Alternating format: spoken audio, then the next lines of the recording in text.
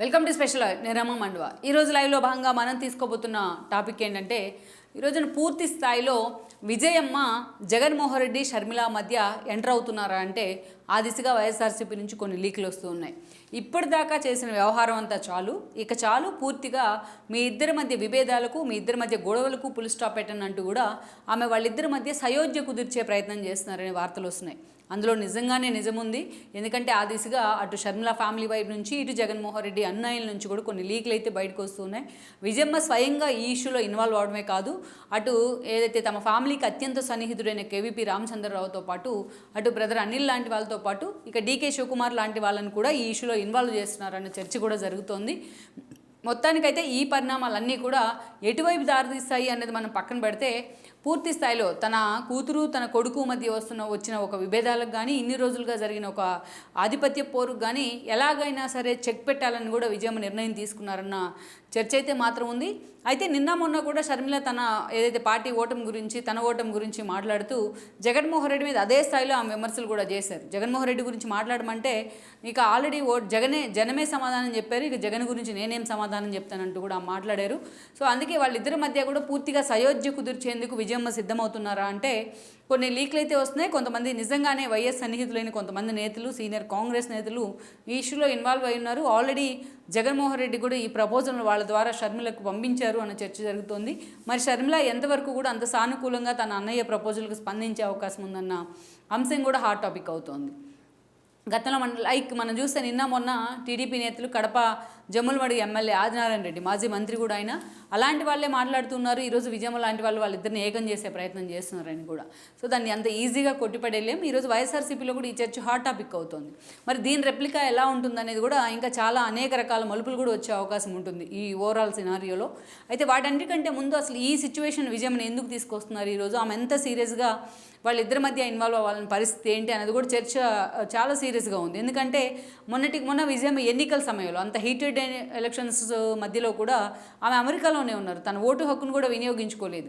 కూతురు వైపా కొడుకు వైపా అని తేల్చుకోలేని పరిస్థితుల్లోనే ఆమె అమెరికాలోనే ఉండిపోయారన్న లీకులు కూడా వస్తాయి, అందులో వాస్తవం కూడా. అలాంటి విజయం ఈరోజు ఎన్నికలు అయిపోయి తన కొడుకు కనీసం డిపాజిట్ కూడా దక్కించుకోలేని పరిస్థితుల్లో, ఆ పార్టీ ప్రతిపక్ష హోదాని కూడా తీసుకోలేని పరిస్థితుల్లో ఈరోజు పరిమితం అయితే ఆమె ఎందుకు ఇలా రాజకీయాలను పక్కన పెట్టి మరి పార్టీని తిరిగి కోపప్ చేసుకోవాలన్న సలహాను పక్కన పెట్టి మరి అటు షర్మిలాను ఇటు జగన్మోహన్ రెడ్డిని కలిపే ప్రయత్నం చేస్తున్నారు అన్న చర్చ అయితే మాత్రం నిజంగా ఆసక్తిని రేకిస్తోంది చాలామందిలో. అటు వైఎస్ఆర్సీపీ అభిమానులు, ఇటు ఏదైతే అటు వైఎస్ఆర్ అభిమానులు, ఇటు షర్మిల అనుయాయుల్లో కూడా మనం చూసినట్లయితే ఒకసారి ఈ పరిస్థితి కారణం ఏంటో చెప్పుకోవాలంటే గతంలో జరిగిన కొన్ని పరిణామాలను కూడా ఇక్కడ మనం హైలైట్ చేసుకోవాలి. జగన్మోహన్ రెడ్డి తన తండ్రి మరణం తర్వాత పార్టీ పెట్టిన పరిస్థితుల్లో 2009లో ఆయన సీఎం అయ్యారు. సీఎం అయిన కొన్ని రోజులకే మరణించారు హెలికాప్టర్ క్రాష్లో. అక్కడి నుంచి చూస్తే జగన్మోహన్ రెడ్డి ఓదార్పు చేస్తానంటాం కానీ, ఆనాటి అధికారంలో ఉన్న కాంగ్రెస్ ఓదార్పును వద్దండం కానీ, రోసీ లాంటి వాళ్ళని సోనియా గాంధీ ముఖ్యమంత్రిగా ఎలక్ట్ చేయడం కానీ, ఈ పరిణామాలతో జగన్మోహన్ రెడ్డి ఆ పార్టీ నుంచి బయటకు వచ్చున్నారు. సోనియా గాంధీని, కాంగ్రెస్ పార్టీని ఎదిరించారన్న ఒక హీరో వర్షిప్తోని తన పార్టీని ఎస్టాబ్లిష్ చేశారు. పార్టీ పేరులో వైఎస్ఆర్సీపీ వైఎస్ పేరు కలిసి వచ్చేలా ఉంచుకున్నారు. ఆయన తన తండ్రి పేరు కలిసి వచ్చేలా ఎలక్ట్ చేసుకున్నారు. పార్టీని సెలెక్ట్ చేసుకున్న తర్వాత కొన్ని రోజులకే ఆయన ఓదార్పు కూడా మొదలుపెట్టున్నారు. ఈ క్రమంలో అక్రమాస్తుల కేసులో జైలుకి వెళ్ళున్నారు. 16 నెలలు జైల్లో ఉన్నారు. అప్పుడే షర్మిల అండ్ దెన్ విజయమ్మ పార్టీలోకి ఎంట్రీ ఇచ్చారు. విజయమ్మ గౌరవాధ్యక్షుల పదవి కూడా దక్కింది. షర్మిల అనేక కీలక నిర్ణయాల్లో కూడా భాగస్వామ్యం అయి ఉన్నారు. ఆ రోజున చూసినట్లయితే జగన్మోహన్ రెడ్డి మీద ఉన్న అభిమానం కావచ్చు, వైఎస్ మీద ఉన్న గౌరవం కావచ్చు, కొంతమంది వైఎస్ఆర్సీపీలోకి కాంగ్రెస్ నేతలు, టీడీపీ నేతలు చాలామంది రావడం జరిగింది. వాళ్ళ మీద వేట్ అయితే పడింది అప్పట్లో, అనర్హత వేటు. ఈ క్రమంలోనే ఉప ఎన్నికలు వస్తే 18 స్థానాలు, 2 ఎంపీ స్థానాలకి వీటన్నిటిని కూడా వైఎస్ఆర్సీపీ ఆ రోజు క్లీన్ స్వీప్ చేసింది, 1-2 స్థానాలు తప్ప. ఎందుకంటే because of Sharmila and Vijayamma campaign.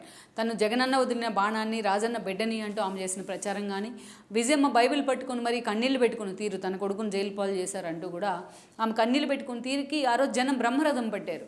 ఆ స్థాయిలో వాళ్ళిద్దరూ కూడా పార్టీ కోసం పూర్తి స్థాయిలో కృషి చేశారు.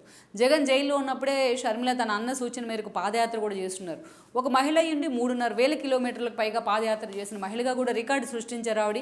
మధ్యలో తన కాలు బ్రేక్ అయినప్పటికీ కూడా పడిపోయి అయినా కూడా తను సర్జరీ చేయించుకొని మరీ పాదయాత్రను కంటిన్యూ చేశారు.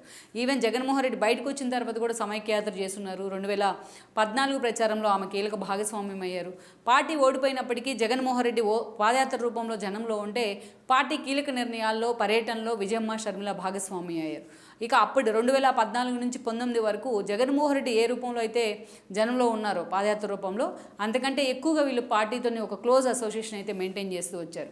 2019లో ఇక వాళ్ళిద్దరూ చేసిన ప్రచారం అంతా కూడా ఒక ఎత్తు, పార్టీ అంతా చేసిన ప్రచారం ఒక ఎత్తు, బై బై బాబు అంటూ కూడా షర్మిల లాంటి వాళ్ళు చేసిన ప్రచారం మరొక ఎత్తు. 2019లో జగన్మోహన్ రెడ్డి 151 సీట్లు సాధించారంటే అందులో షర్మిల పాత్ర కూడా చాలా కీలకమనే చెప్పుకోవాలి. అలా ఇక ఎన్నికలు అయిపోయిన తర్వాత జగన్మోహన్ రెడ్డి సీఎం అయి ఉన్నారు. దాదాపు పార్టీ పెట్టిన 8.5 ఏళ్ళు పార్టీ కోసం ఆ స్థాయిలో షర్మిల ఫైట్ చేసినా, ఆ స్థాయిలో జగన్మోహన్ రెడ్డికి అండగా ఉన్నా ఎక్కడ ఆమె పదవుల కోసం ఆశపడలేదు. ఎప్పుడు షర్మిల ఎంపీగా పోటీ చేస్తారని ఒకసారి ఒంగోలు నుంచి, ఒకసారి కడప నుంచి అలా పోటీ చేస్తారనే ప్రచారం జరిగినా అది కేవలం వర్కౌట్ అయితే కాలేదు, కేవలం ప్రచారం వరకు మాత్రమే పరిమితమయ్యాయి. బట్ ఆ స్థాయిలో ఇక జగన్మోహన్ రెడ్డి అధికారంలోకి వస్తే తనకు న్యాయం జరుగుతుందేమో అని షర్మిల అనుకుని ఉండొచ్చు. బట్ షర్మిలను తను ప్యాంపర్ చేసి పదవులు ఇచ్చినట్లయితే పార్టీలో రెండో పవర్ సెంటర్ అవుతుందని తాను జగన్మోహన్ రెడ్డి అనుకొని ఉండొచ్చు. ఈ ప్రపోజల్కు భారతి లాంటి వాళ్ళు అంగీకరించకపోయి ఉండొచ్చు. కారణాలు ఏవైనా కానీ ఆ రోజు పూర్తిగా జగన్మోహన్ రెడ్డి తన చెల్లిని పక్కన పెట్టే ప్రయత్నం చేశారు. కనీసం 2019కు ముందున్న ఆస్తుల్లో వాటా అడిగినా కూడా ఆమెను చెదిరించుకున్న పరిస్థితి ఉంది. అందుకే షర్మిల పూర్తి స్థాయిలో హట్ అయి ఉన్నారు. తెలంగాణలో పార్టీని పెట్టారు. దాదాపు 3 ఏళ్ల పాటు తెలంగాణలో అటు టీఆర్ఎస్ను, అధికారంలో ఉన్న టీఆర్ఎస్ను టార్గెట్ చేస్తూ ఎప్పుడూ ఏదో ఒక రూపంలో ఆమె జనంలోనే ఉన్నారు. వ్యక్తిగతంగా షర్మిల మైలేజ్ పెంచుకోగలిగారు ఆ పార్టీ ద్వారా కానీ, బట్ పార్టీ తరపున నేతల్ని కోపప్ చేసుకోవడంలో, ఆ పార్టీని లైమ్లైట్లో పెట్టడంలో మాత్రం వీకే అయ్యారు అనుకోవాలి. ఈ క్రమంలోనే తెలంగాణ అసెంబ్లీ ఎన్నికల సమయంలో తన పార్టీని కాంగ్రెస్లో విలీనం చేసేందుకు కూడా ముందుకు వచ్చారు. ఆమె అప్పుడు కాంగ్రెస్ పార్టీ అయితే హోల్డ్ చేసింది, తన మద్దతును అయితే ఆమె రేవంత్ రెడ్డికి ప్రకటించింది. తెలంగాణ ఎన్నికల్లో కాంగ్రెస్ అధికారంలోకి వచ్చిన తర్వాత డీకే శివకుమార్ లాంటి వాళ్ళ సాన్నిహిత్యంతో ఆవిడ వెళ్ళి తన పార్టీని కాంగ్రెస్లో విలీనం చేస్తున్నారు. అందుకు ప్రతిఫలంగా ఆమెకి ఏపీలో పీసీసీ చీఫ్ పదవి లభించింది. అప్పటిదాకా తన అన్న మీద ఉన్న భయంతో షర్మిల ఏపీలో అడుగుపెట్టాలంటేనే భయపడిన సిచ్యువేషన్ ఉంది. అలాంటి సిచ్యువేషన్ బ్రేక్ చేసి ఆమె తెలంగాణ నుంచి ఏపీలో ధైర్యంగా అడుగుపెట్టింది. కాంగ్రెస్ తరపు నుంచి పీసీసీ పదవి తీసుకుని మరి డే 1 నుంచి కూడా ఆమె కడప నుంచి కూడా పోటీ చేయాలని నిర్ణయం తీసుకున్నారు. అటు సునీత లాంటి వాళ్ళని కలుపుకొని వివేకానంద రెడ్డి మర్డర్ కేసులో అంతఃపుర రహస్యాలు మొదలుకొని అనేక ఇష్యూల్ని ఎన్నోసార్లు ఆమె ఫోకస్ చేసే ప్రయత్నం చేసింది. ఎన్నోసార్లు జగన్మోహన్ రెడ్డి భారతీయ తీరును ఎండగట్టే ప్రయత్నం చేసింది. ఎన్నో ఇష్యూస్ని ఫోకస్ చేస్తూ ఆమె జగన్మోహన్ రెడ్డికి వ్యతిరేకంగా మొన్నటి క్యాంపెయిన్ చేసింది. ఆ ప్రచారం షర్మిలకు ఎంతవరకు కూడా హెల్ప్ అయింది అనేది మనం పక్కన పెడితే, ఎందుకంటే ఈరోజు కడప సీట్లు కూడా షర్మిల ఓడిపోయిన పరిస్థితి ఉంది. ట్రయాంగిల్ ఫైట్కి కడప ఎంపీ సీటు వేదికైనా అక్కడ షర్మిల మాత్రం ఓడిపోయినారు. అవినాష్ రెడ్డి తిరిగి ఎంపీగా గెలవడం జరిగింది. ఆయన మీద అంత వ్యతిరేకత ఉన్నా కూడా ఇలాంటి సిచ్యువేషన్లో ఈరోజు నా షర్మిల ప్రచారం ఆమెకి ఎంతవరకు ఉపయోగపడింది అనేది పక్కన పెడితే, అటు కూటమికి కానీ ఇటు టీడీపీకి కానీ పూర్తి స్థాయిలో ఈరోజు షర్మిల ప్రచారం ఉపయోగపడింది. కడపలో కడప లాంటి కంచుకోటల సీటును కూడా ఈరోజు టీడీపీ కైవసం చేసుకుందంటేనే ఏ స్థాయిలో కడప ప్రజలు అటు కూటమికి బ్రహ్మరథం పట్టారు, ఎస్పెషల్లీ టీడీపీకి బ్రహ్మరథం పట్టారనేది మనకు అర్థమవుతుంది. సో ఏ యాంగిల్లో చూసినా షర్మిల ప్రచారం ఆమె కంటే కూడా అటు అపోనెంట్స్ పార్టీస్కి అంటే కూటమికే ఎక్కువగా ఉపయోగపడింది అన్నది కూడా వాస్తవం. ఇటు జగన్మోహన్ రెడ్డి చూస్తే నిజంగా షర్మిల ప్రచారం వల్ల, లేకపోతే కూటమి ఎఫెక్టివ్గా పనిచేయడం వల్ల, లేకపోతే ఆయన చేసుకున్న సెల్ఫ్ గోల్స్ వల్ల అనేది మనం పక్కన పెడితే ఈరోజు కేవలం 11 స్థానాలకు మాత్రమే జగన్మోహన్ రెడ్డి పరిమితమయ్యారు. మొన్నటి వరకు ఎన్నికల్లో తాను ప్రచారం చేయాలని జగన్మోహన్ రెడ్డి తను ప్రెజరిస్తారనే ఆలోచనతోనే విజయమ్మ అమెరికాకి వెళ్ళి ఉన్నారు. ఎన్నికల ప్రచారం దగ్గర నుంచి ఓటింగ్ వరకు కూడా ఆమె అమెరికాలోనే ఉన్నారు. రిజల్ట్ వచ్చిన తర్వాత మాత్రమే ఆమె ఇండియా రావడం జరిగింది. ఇక అప్పటి నుంచి కూడా తన కొడుకు 11 సీట్లకే పరిమితం అవడం కానీ, కేవలం ప్రతిపక్ష హోదా కూడా దక్కించుకోలేని పరిస్థితుల్లో తన కొడుకు బాధపడతాను కానీ ఈరోజు విజయం చూడలేకపోతున్నారనే చర్చ ఉంది. అటు షర్మిల జగన్మోహన్ రెడ్డి ఇద్దరూ కలిసి పిల్లిపోరు ఇద్దరు కలిసి ఫైట్ చేసుకున్న తీరు, పిల్లిపోరు పెట్టదీర్చిన విధంగా ఈరోజు విజయాన్ని కూటమి ఎగరేసుకొని పోయింది అన్నది వాస్తవం. అందుకే విజయమ్మ ఇక చాలు ఈ గొడవలకి ఒక పుల్ స్టాప్ పెడదామనే అంచనాకి ఆమె వచ్చింది. గతంలో సీరియస్ ఇనిషియేషన్ తీసుకోవాలన్నా జగన్మోహన్ రెడ్డి అధికారంలో ఉన్నారు కాబట్టి, ఆల్రెడీ గౌరవ అధ్యక్షుల పదవి నుంచి కూడా తీసి తను పక్కన పెట్టారు కాబట్టి విజయమ్మ పూర్తిగా తెలంగాణకే పరిమితం అయ్యారు షర్మిలకు మద్దతు పేరుతోని. ఎక్కడో ఇన్హిబిషన్ ఉండేది జగన్మోహన్ రెడ్డి ముందు మాట్లాడాలంటేనో అడగాలంటేనో. సో ఈరోజు అలాంటి వాటన్నిటికీ పుల్ స్టాప్ పెట్టేలా షర్మిల జగన్మోహన్ రెడ్డి మధ్య ఇక గొడవలు వద్దు అన్నదిగా ఆమె సయోధ్య చేస్తున్నారని చర్చ ఉంది. కేవీపీ లాంటి వాళ్ళు మెయిన్ లీడ్ తీసుకోబోతున్నారు దీంట్లో అని చెప్తున్నారు. ఇప్పటికే జగన్మోహన్ రెడ్డితోని చర్చలు కూడా జరిపారని కూడా చెప్తున్నారు. ఆల్రెడీ జగన్మోహన్ రెడ్డి మొన్న బెంగళూరు వెళ్ళి ఆయన యలహంకలోనే ఉన్నారు గత 4 డేస్గా.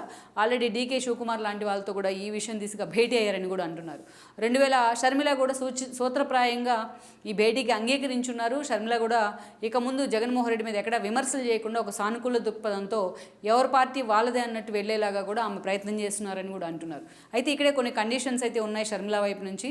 2019కి ముందు ఉన్న జగన్మోహన్ రెడ్డి ఆస్తుల్లో తనకు వాటా, అదేవిధంగా అదేవిధంగా చూసినట్లయితే కూడా వివేకానంద రెడ్డి మర్డర్ కేసు విషయంలో జగన్మోహన్ రెడ్డి సిబిఐ ఎంక్వైరీ మళ్ళా తిరిగి అడిగేలాగా, అదేవిధంగా మూడో కాసు మనం చూసినట్లయితే కూడా అవసరమైతే కాంగ్రెస్ పార్టీకి 2029లో మద్దతు ఇచ్చే విధంగా కూడా జగన్మోహన్ రెడ్డిని ఒప్పించాలనేది షర్మిల డిమాండ్గా చెప్తూ ఉన్నారు. జగన్మోహన్ రెడ్డి ఇప్పుడున్న పరిస్థితుల్లో షర్మిల లాంటి వాళ్ళు ఏది చెప్పినా ఆయన వినే సిచ్యువేషనే ఉంది. ఎందుకంటే షర్మిల లాంటి వాళ్ళు తనకు వ్యతిరేకంగా మాట్లాడకుండా ఉంటే ఈరోజు ఆయన కొంతవరకైనా అధికార పార్టీ వైఫల్యాల మీద ఫైట్ చేసే అవకాశం ఉంటుంది. అందుకే జగన్మోహన్ రెడ్డి కూడా చాలా సానుకూలంగా ఉన్నారు ఈ విషయంలో. అటు తన భార్య భారతిని కూడా ఒప్పించే ప్రయత్నంలో ఆయన బిజీ అయ్యారని కూడా చెప్తున్నారు. మొత్తానికి విజయమ్మ అటు కేవీపీ కానీ ఇటు డీకే లాంటి వాళ్ళతో, అటు బ్రదర్ అనిల్ లాంటి వాళ్ళతో జగన్మోహన్ రెడ్డితో తన కూతురు తరపు చేస్తున్న ఒక ప్రయత్నం కానీ, ఇద్దరిని గొడవలు లేకుండా ఏకతాటిపై ఇందుకు తీసుకొచ్చే ప్రయత్నం కానీ ఎంతవరకు వర్కౌట్ అవుతుంది, విజయమ్మ ప్రయత్నం ఎంతవరకు ఫలిస్తుంది అనేది కూడా ఈరోజు ఒక హాట్ టాపిక్ అయిన అంశంగా మారింది. ఈ వీడియో మీకు నచ్చినట్లయితే please share, like and subscribe R24 Telugu.